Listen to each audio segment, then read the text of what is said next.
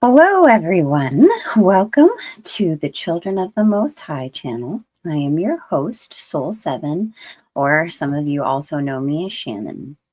I am going to start the show off today with a little mention that here on this channel, we are part of what is called the Supernatural Show Network. I'm sure a lot of you who are here watching me right now have come over from that channel or network. Sorry.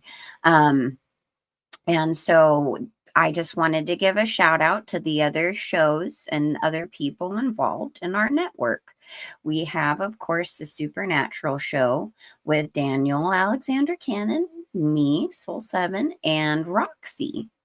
And we also have, of course, now the Children of the Most High with me. And eventually we may have a co-host come in on occasion. We also have the Roxy Files with Roxy, and she is amazing sleuth, just goes down rabbit holes, gives you lots of truth. We have Logic Before Authority, which was the OG who kind of started all of this. And we also have Super Dave 44 and his show, which I quite enjoy. And he, again, also brings a lot of truth. We're all truthers here. We just want to bring you most up-to-date information and explanation of Jesus's hand in everything, as well as the enemies. So that being said, just know that we are part of the Supernatural Show Network. I also wanted to briefly mention my intro song. It is an original written by me, Shannon Maxwell, performed by me, Soul 7, and also co-written by my producer, Costas Dino. Now, of course, I know it's very long right now, and eventually I will have it shortened up and all of that, and ready to go for an intro and extra. But this full song, when completed, will be available on iTunes and all those things too eventually. So it'll be something that you guys can listen to if you want to. And so that being said, I'm just going to kind of mention here, since I am expressing my testimony, and yes, this is part 2, and I will give a brief overview of everything discussed yesterday. I am not able to pay attention to the comments, so I do apologize ahead of time if I cannot answer your comments or look at them at this particular moment, but I will look through them after the broadcast is over, I promise. And so that being said, just know that I'm not able to just kind of go back and forth and answer things when trying to tell you my testimony. And also to on this show, I do plan to do more outside excursions. So eventually I'm hoping to get more equipment to go outside and exploring some of these things that we've talked about on the Supernatural Show and things along those lines. So I just kind of wanted to throw that out there for some exciting things to look forward to in the future. Okay, so I'm going to just take a minute here to express that today's part is going to get into some very seriously disturbing and difficult things that people may not want to hear. So if some of the things that I talk about in my testimony with the things and the visions that I have seen are too much for you to handle, I completely understand. And just take that time to pray about it and come back to it if you need to, or skip over it. But there are some very graphic things, and I am expressly ordered by God not to hold things back from this testimony. So that being said, I will begin on the brief recap here. So yesterday I explained about my background, you know, how I was, where I was born, or all of those things. My Catholic background, how I ended up in the New Age movement, and then my car accident that put me on all these medications and to lead me to this point to be getting off of it all because I was dying. So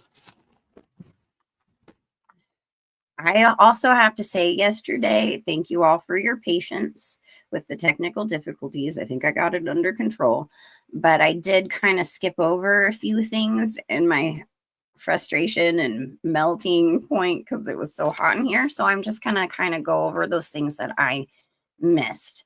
So when I was talking about when the demonic presence had come into my I could see the demonic presence all around me in my house, and I was getting very protective of my children and seeing these demons. Well, before they were taken by the grandparents, I had actually witnessed my son have a conversation with Azazel. Now, mind you, at this time, I think I've ever heard the name Azazel and understood what that was from the movie Fallen with Denzel Washington. Before that, I had actually never heard of that. I had never heard of Azazel, didn't know this angel existed. And so I literally witnessed my two and a half year old son having a conversation with Azazel, and I knew it was Azazel, and I knew he was discussing with my son that it how to be angry and how to have, be battle ready, and really pumping up his anger. And he's only 2.5 years old at this point.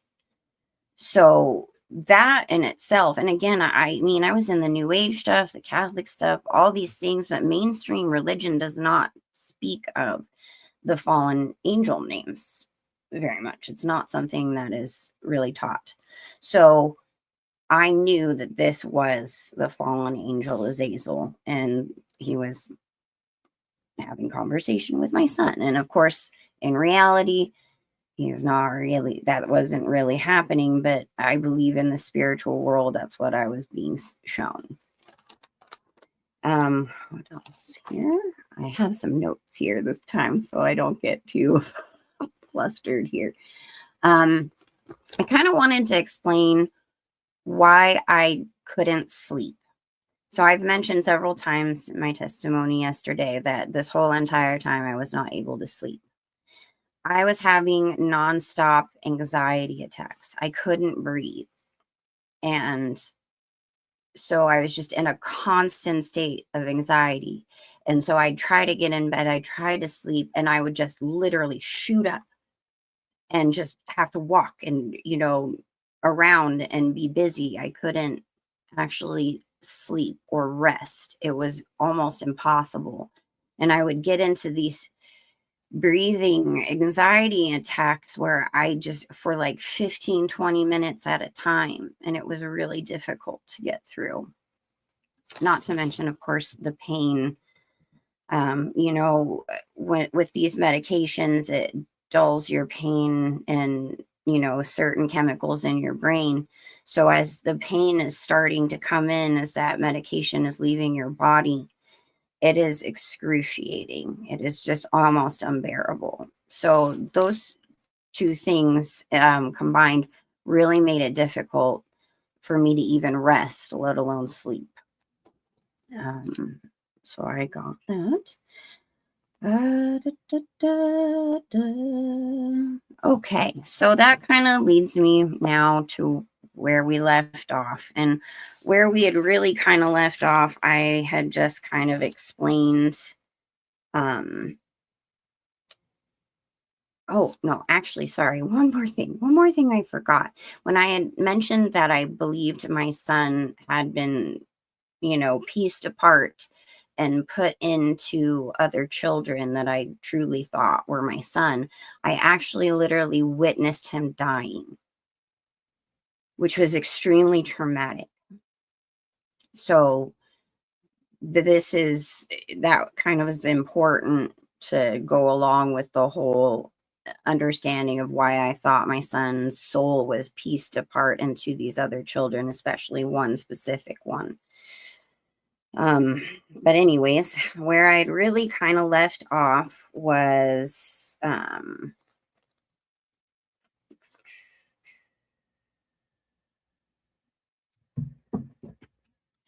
okay.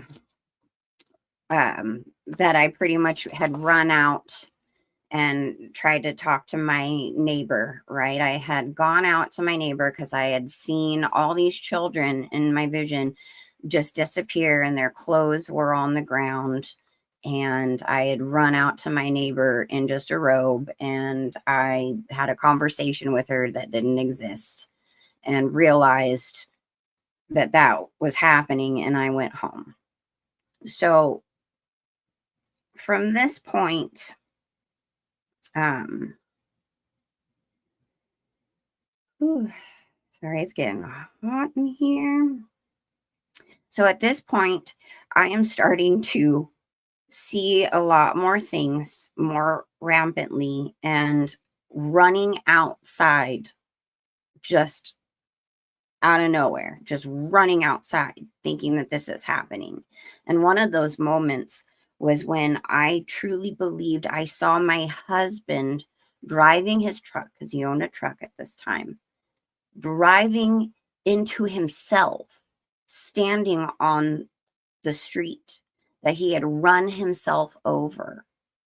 And I panicked and flipped out and ran out in my robe in front of all the neighbors and started screaming and wailing and flipping out and causing a huge scene. And this is probably around like 9 or 10 at night.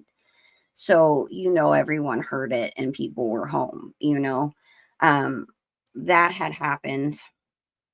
And at this point, before I had all this experience in my testimony and in the new age stuff, I was watching David Icke. I don't know if any of you know who he is, but he is a very interesting individual who says a lot of truth about, of course, the construct of the government and what things really are, but and he talks about reptilian stuff and things along those lines. And I was, kind of getting into his stuff before I had this moment and big wake up call. And I literally believed that he had come and visited me and told me to check my mailbox. And in there, he left me a letter explaining that my husband's grandfather was really actually a Nazi. Now, let me explain. His grandfather worked on the Apollo missions. He was, I believe, an electrical engineer on the Apollo missions. And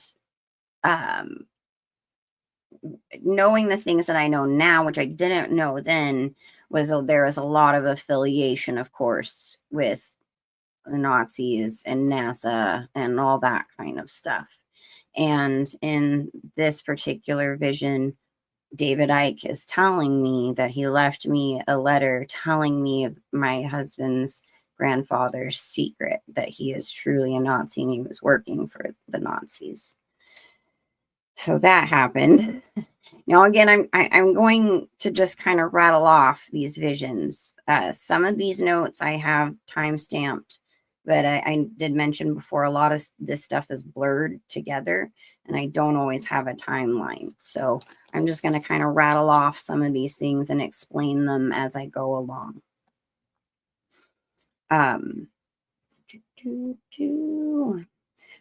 I truly believed that I thought I was pregnant. I even at one point, because I could hear someone yelling and making a ruckus outside, which I don't actually believe was really happening at that time. But to me, it sounded like, neighbors were quarreling or people were yelling. And I would literally shout outside, "Be quiet, I'm pregnant, I'm trying to sleep." Because I literally thought I was pregnant, which was another very strange aspect to all of this.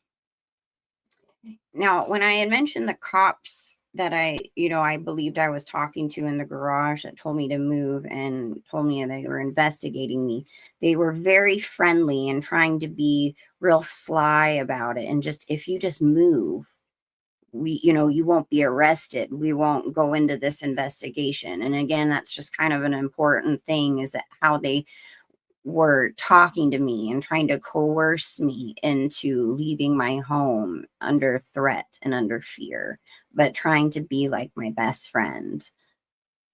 Um, okay, so there was that. So my neighbor that I had mentioned that I had this imaginary conversation with the disappearing children, she also was a coworker of mine. And at one point, I believe that I saw and witnessed her having a huge domestic violent moment over her taking some drugs that my father gave her, which in reality, again, was not real, never happened whatsoever. And I would actually call her and ask her, "Are you okay? I heard what happened, blah, blah," and tell her about, like, my dad gave you ecstasy and all this stuff. And she's like, "Your dad never did that. This never happened. Like, are you okay? What's going on?" And again, not only my neighbor, but I work with her. Of course, I'm not working at this point, right? I'm definitely not in the salon. So, I truly believe that that was going on, and I was terrified for my neighbor and my friend, even though that didn't actually happen. And then, speaking of neighbors, and another vision and delusion that I was having was, there was this neighbor behind me. They don't live there anymore. They haven't in a long time. And I, for some reason, believed we were having a real feud, that they were just very angry with me. They didn't like me. I believe they were the ones who, have made noise before. And I probably thought I was shouting at them about me being pregnant and to be quiet. So I believing that we're having this massive feud with our neighbors during this time. And that definitely, of course, was not happening. And then in the midst of this, I am having visions of two friends of mine who moved to Oregon. And they are not people who use cannabis, really. They're not into that kind of thing. But for some reason in my vision, they came to visit in their travel trailer, and they had mass amounts of cannabis honey, just like so much of this cannabis honey. It was like all over them, and they were obsessed with it and trying to shove it down my throat and just being really weird about it and just obsessive over this cannabis honey. And just, I'm not sure exactly. See, there are a lot of these visions that I am still trying to make sense over. But I believe at the time when they had moved, they hadn't even really moved yet. So I had envisioned them in Oregon, but they hadn't actually moved yet. At least that's how I remember it. Again, it's a little fuzzy, but it was just very odd to envision, you know. And again, I'm not holding back with anything that I saw and that I'm remembering and that I am saying. So if some of this is just absolutely wacky, believe me, I understand, because it was pretty wacky to me, you know. Yeah, it was just an aggressive amount of it. And again, they were being really weird with it. And just like, here, all these ailments can be solved. Just slap on cannabis honey. Just eat this, put it in your food, that kind of a thing.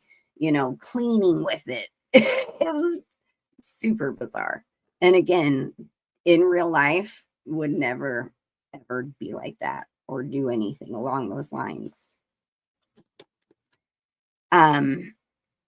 So at this point, the stuff that happened in the ER that I believed that was real and was on the news, I had actually believed that I shot someone, and that's what was on the news. Sorry, pew pew.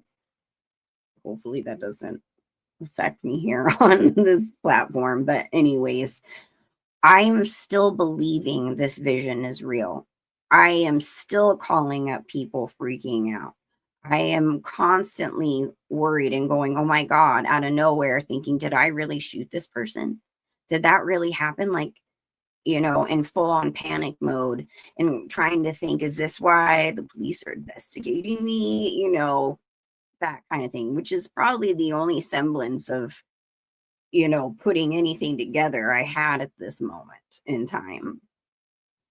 And so, yeah. Here's where it starts to get really difficult, okay? And it's going in the direction of people who like children. And again, I know I have to speak in code and I can't use the P word, but it goes into this. And of course, alongside with affiliated things like the Mickey Mouse guy, and the mouse guy, and the other one for children but starts with the Nick and goes on from there. Okay. Sorry, 2 seconds. I forgot to turn off focus. Dun, dun, dun. You don't need to hear my dings. Okay. Sorry. So, here's where it starts to get in that vile direction. So again, fair warning.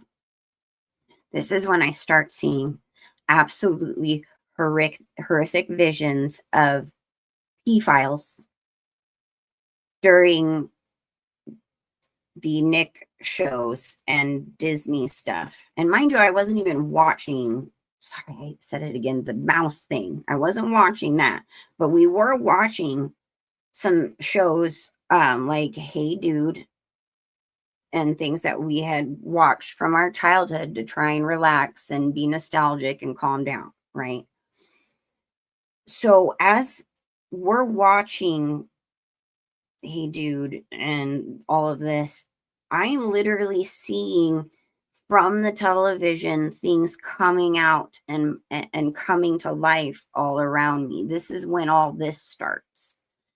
And I am just seeing absolutely horrific things, like being told horrific things and shown horrific things with certain child cast members of these shows. And then I am seeing these horrific cartoons in old style mouse animation form, okay? Like old stuff that you would have seen in like the 40s and 50s and stuff, right? And a lot of it is racial orientated and also pedophile orientated, non-stop. The duck guy, with just the half shirt and no pants, a lot of stuff with that character. A lot of really disturbing things with that character. At one point, I am in my son's room in a corner, crying, rocking back and forth, looking at my screen on my phone. And there's nothing playing, but all I can see over and over are these cartoons. And all I kept saying was, make it stop. Just make it stop.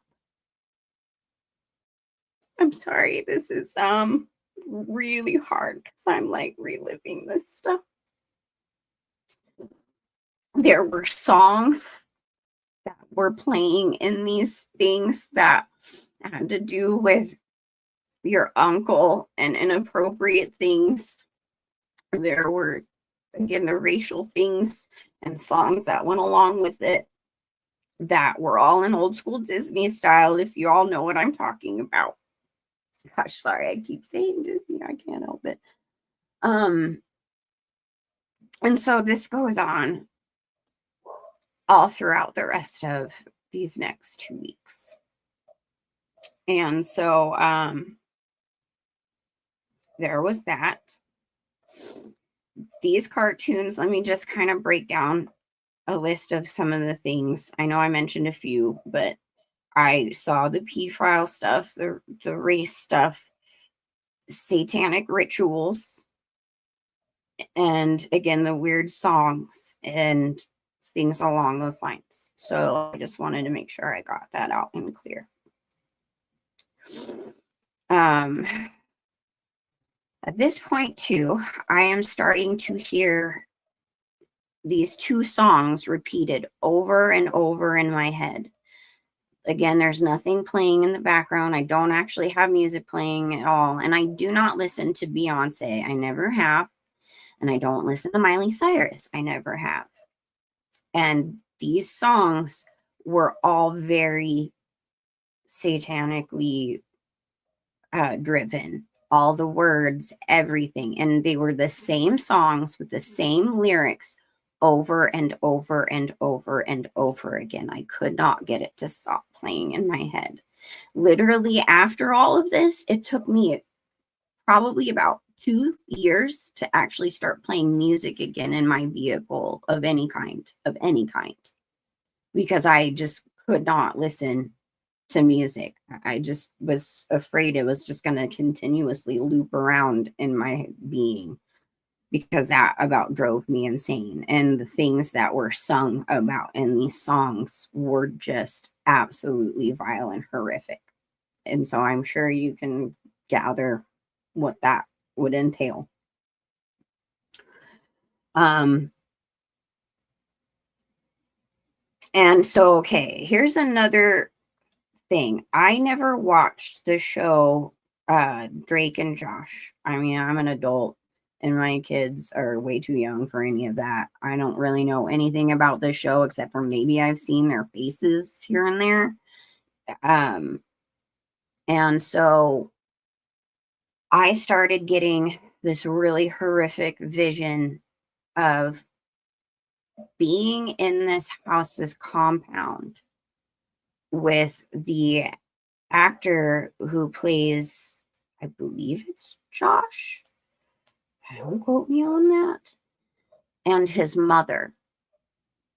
And though I was there, and this child actor is, after I'm seeing displays of incestuous things, satanic things going on in this compound, in this house thing, whatever it was, with other Disney people, but I didn't, or Nick people or whatever, but I didn't know, right?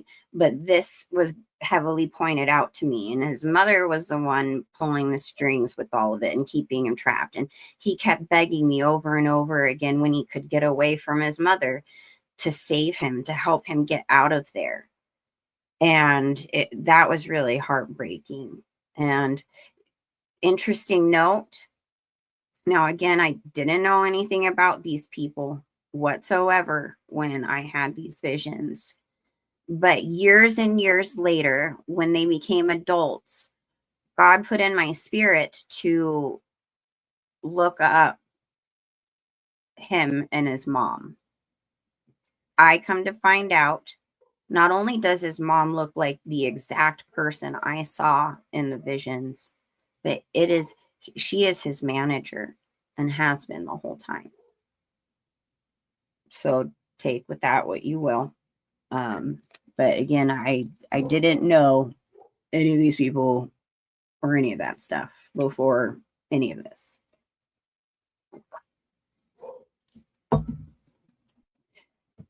So now we're going to be moving on. Just though, again, to mention that this compound was full of many other children in that situation, but for some reason I was mainly focused on this. And I know that show is a very, very popular show for children who were like, 9 through maybe 13. So a very impressionable time in a child's development. This show was very popular for that age group. So keep that in mind.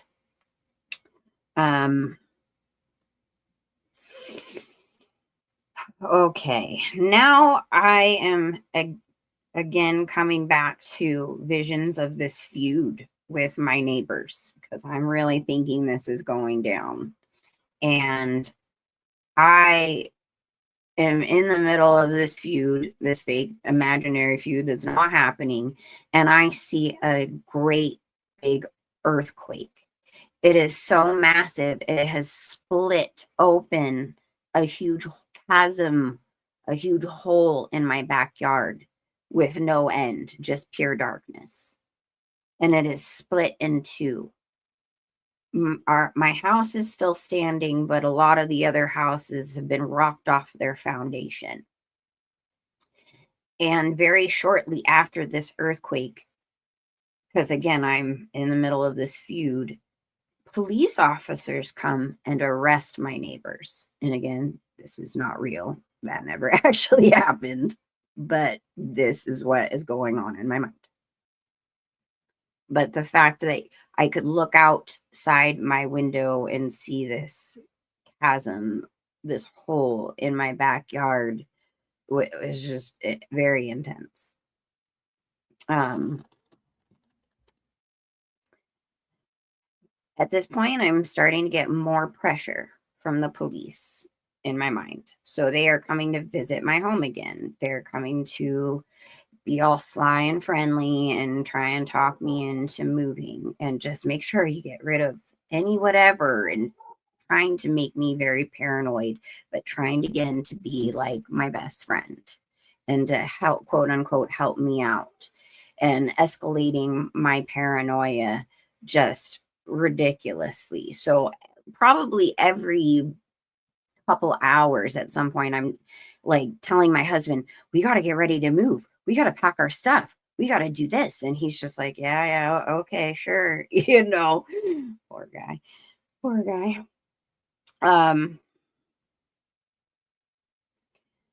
I am getting more and more and more panic attacks. I'm at this point hoping they're going to subside, but they're not. They're getting worse more and more every day. And at one point, and this happened a couple of times, but the first time I did it, I went in to try to do some kind of meditation to calm myself down and breathe. Because again, where did I come from in the past? The New Age.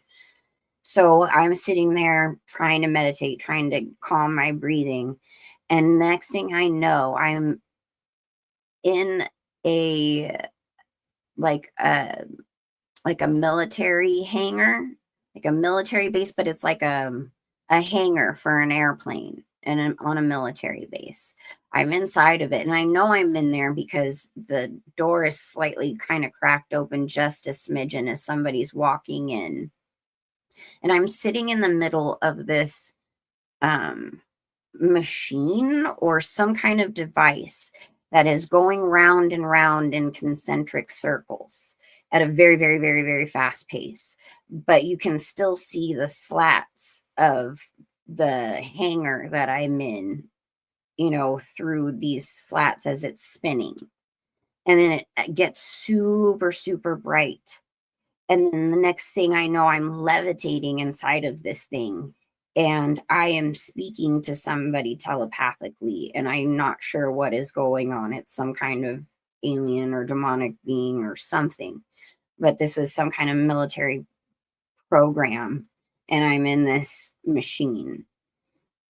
And again, I'm coming to find out that some of these things that I had in my vision weren't just visions, but more memories. Some of them were visions and non-reality, and some of these things were memories intertwined in through this. So that I'll just leave it at that. So that happened. And this again happened a couple of times that I ended up in this position inside this machine on this base, and feeling that this is really happening to me. And I do believe that I may have really experienced that in childhood. Okay. I'm going to take a second to turn off my camera because again, I just need a minute for this one. This one is one of the more disturbing things, so just give me a second. Thank you for your patience. I do hope you all are having a lovely evening, wherever you may be. If it may be morning, I don't know. Oh, my goodness. Okay. All right. So here we go. I know that at this point I'm in bed. So timeline wise, I don't know what day I'm on, what is actually going on. But I know I'm in bed at this point. And I am literally seeing my whole neighborhood being like it had turned into a FEMA camp. And at this point, I'm actually not me. This happens a lot in these visions. I'm me, but I'm in a different person. And in this situation, I am this young girl, and I am talking to this young boy, and there are these just lines and lines of these people who are waiting to get into this FEMA camp. But it's not that they are going to be admitted into this camp. It's that they are there to feast. Me, as this young girl in this vision, is from one of the houses in this FEMA camp that is a neighborhood that had been turned into one, blocked off, guards, the whole 9 yards. And this young boy is part of these elite families that are in line waiting to dine on the people in this camp. And he is telling me, "You're beautiful, you're talented, it's okay, you can come with us, we'll save you, I really like you." And then he asks his parents if, I can be accepted in, and they're thoroughly disgusted, but at the same time they're like, whatever, you can have her as a little pet, basically.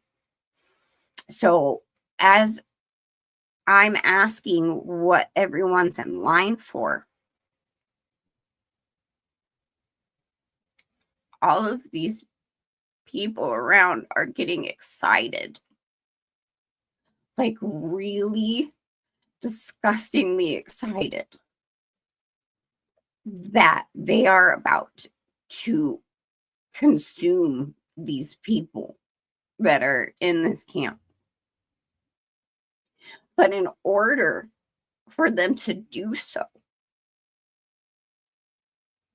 they have to cleanse them because they're so dirty and so vile and whatever. So they have to cleanse them. And the way that they say they cleanse them before they eat them is by things that you do in the bathroom, okay?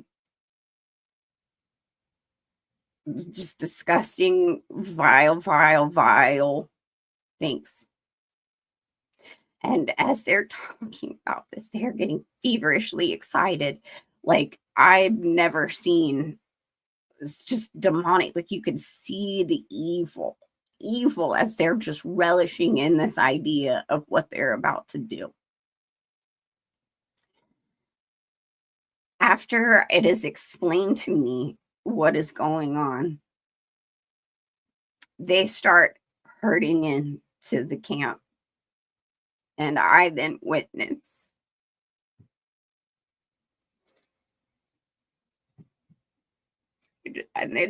the most awful, horrific thing I'd ever seen.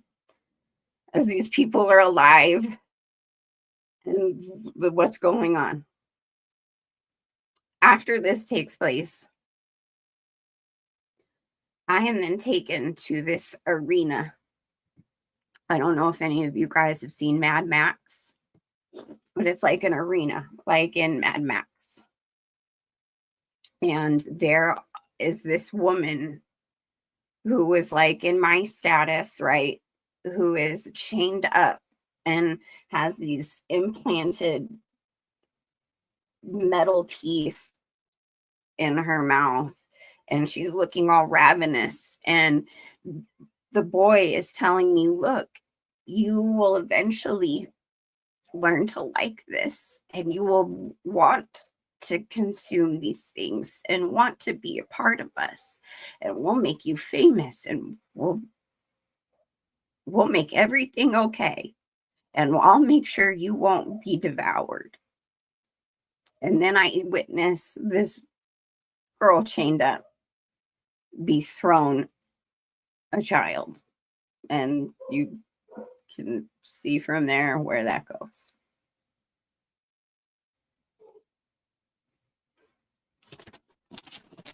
Sorry, excuse me for just a second.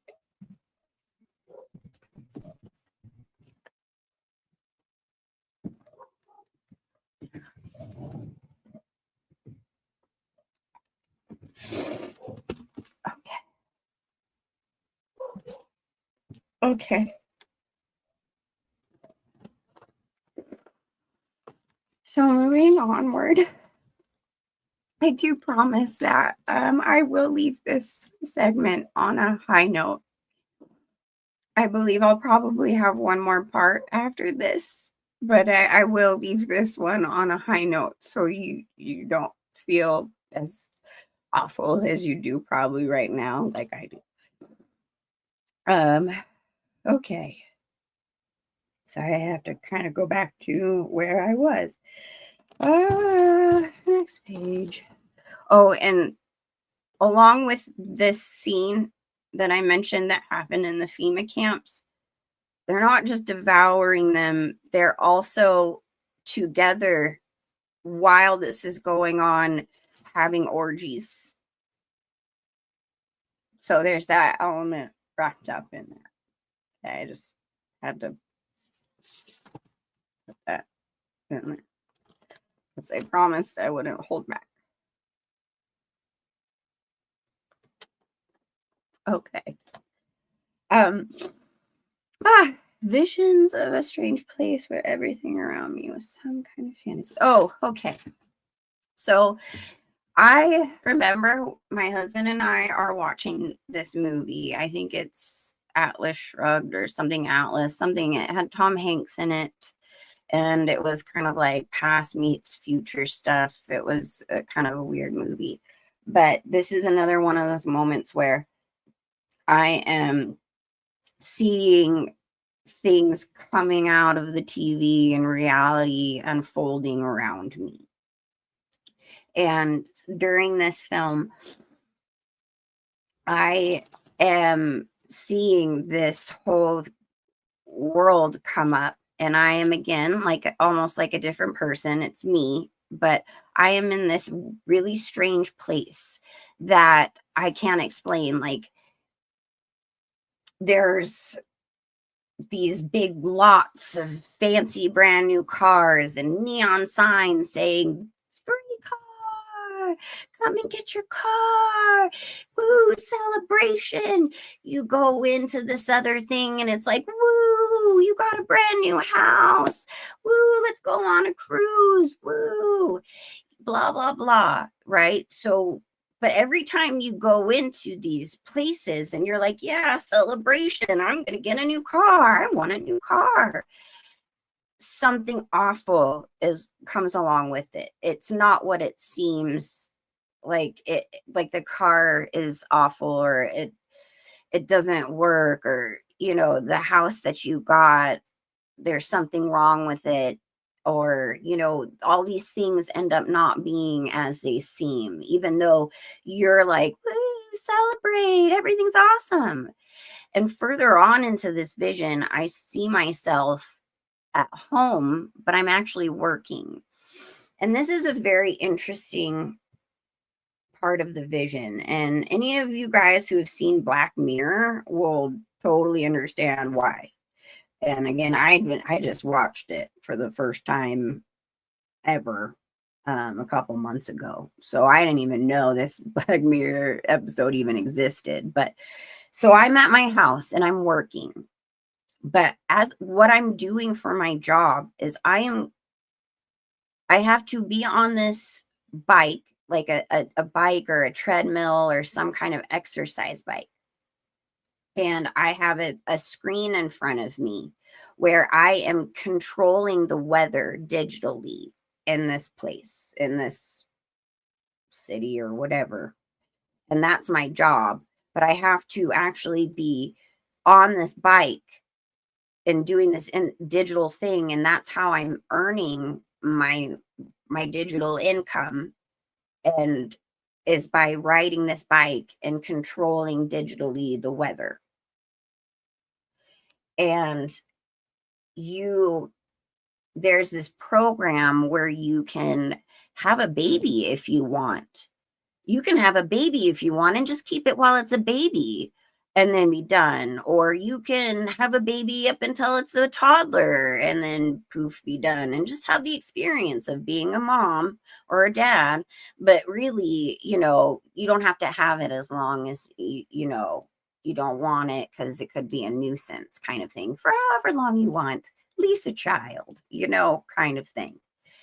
And in this realm, I'm thinking that my mom just bought me and my brother-in-law and his wife a brand new chateau in Italy, but yet there was some kind of nightmare about it and it wasn't okay. And again, in reality, think this is happening, and still continue to have the delusion that my mom is somehow giving us these $1 million chateaus in Italy.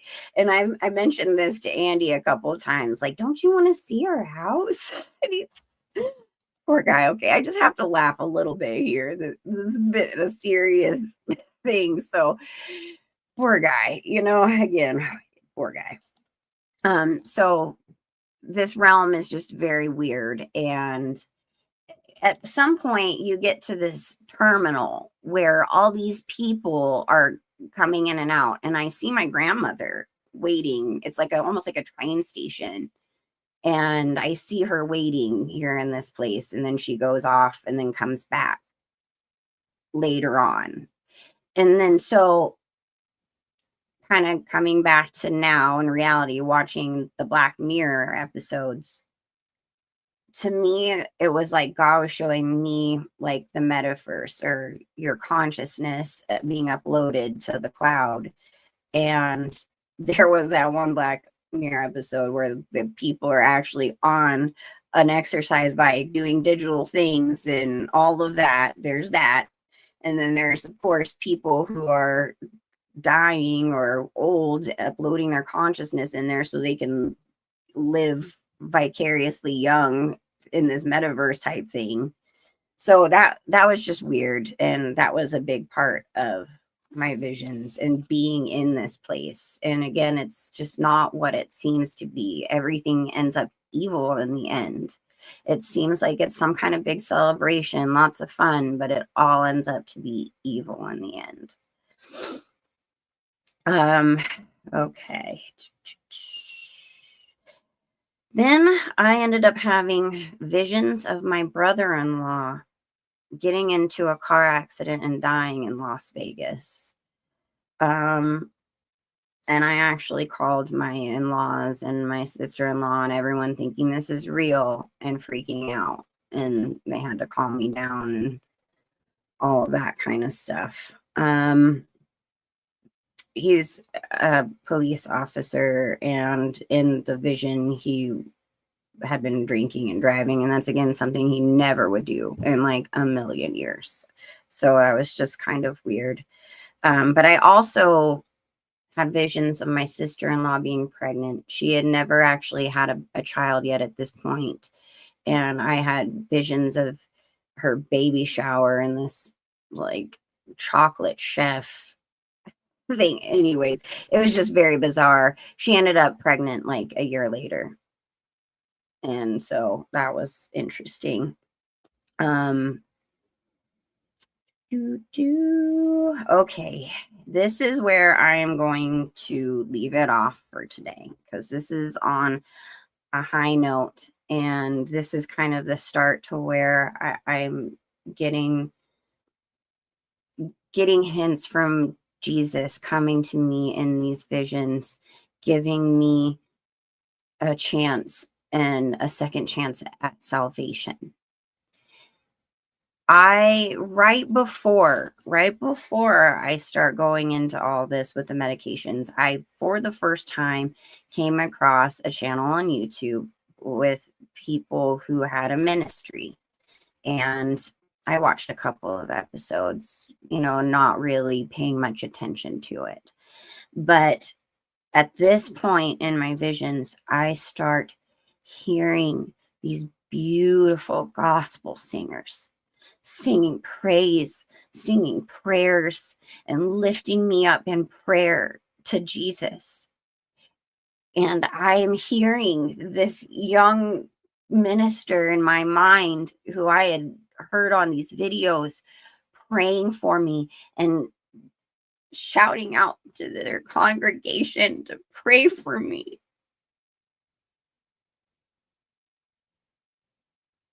And when things really, like when there are those moments during the rest of these visions that I am almost just like gone, that's when I start hearing that beautiful gospel singing again, and those prayers for me. I could hear it. I could feel it. And this is the point where I start really seeing biblical things. And this is when I start coming to understanding that Jesus is real. But I'm not quite all there yet. I'm still way down the downward spiral still, and I still have some time to go at this point. But I just thought I would end tonight's part 2 on the testimony here, since we're about almost to an hour, with that moment when I knew God had not given up on me, and that there were people out there praying for me and singing that praise for Jesus and praying for my soul so desperately when I couldn't even pray for my own soul at that time. So impactful. And I still, to this day, remember the sound of that beautiful, beautiful gospel sing. And I'm talking the, hey, Jesus, kind. You know what I'm talking about? Like, woo, woo, Jesus. That kind of light my fire kind of gospel music. So I just want to end on that note. And tomorrow I am going out of town, but I will be doing part 3 sometime earlier. More than likely sometime around like 11 noon my time, which is Pacific Standard Time. So I am going to try to finish up this testimony, part 3, which will entail the rest of that and a little tiny bit of aftermath. And yeah, so Hope you're all breathing. I hope you're all having a wonderful evening despite the insane story you're hearing from me. And just know that Jesus is with you. Jesus is with all of us. And just know that no matter how broken you feel, no matter how far you think you're down the rabbit hole of evil, just know that it's never too late to come to Jesus. It's never too late to have a relationship with him because he is the way, the truth, and the life. And if it wasn't for him, I would not be here today telling you my testimony. I would not be here on this show or this platform or have ever gotten to meet Daniel and Miss Kim and Roxy and all of you guys. So I hope you are having, again, a wonderful night. Don't let the world bring you down. If you're feeling down, maybe you should play a gospel song because it'll lift you right up. All right. Good night, you guys. I love you. Peace and grace. And spread that gospel and God's word with love, grace, understanding, and the fire of the Holy Spirit.